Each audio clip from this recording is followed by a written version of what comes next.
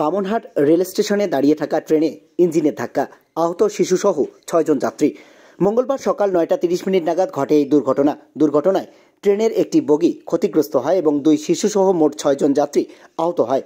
ঘটনার বিবরণে জানা গিয়েছে, এদিন বামনহাট স্টেশনে শিলিগুড়ি যাওয়ার উদ্দেশ্যে 15468 শিলিগুড়ি ইন্টারসিটি এক্সপ্রেস ট্রেনটি ইঞ্জিনের দিক পরিবর্তন করার সময় এই দুর্ঘটনা ঘটে।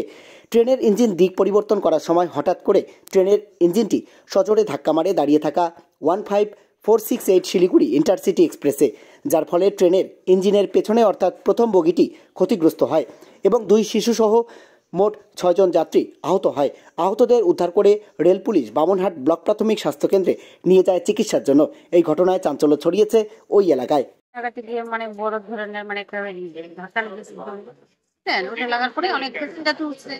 ওঠার পরে তো ওদের তো মানে চোখে অনেক মাথা ফেটে গেছে, বাচ্চারা জিব্বা কেটে গেছে, ওনাকে পরে এই হসপিটালে নেওয়া হয়েছে, কুচবিহার হাসপাতালে। তারা নিয়ে যায়। কি নাম আপনার? কোথায় যাচ্ছিলেন?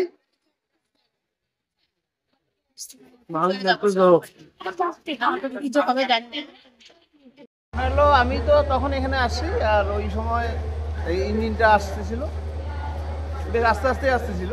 তারপর যখন কাছাকাছি আসে তখন এসে জোরে লাগানোর ফলে এখানে প্যাসেঞ্জার অনেকেই ছিল।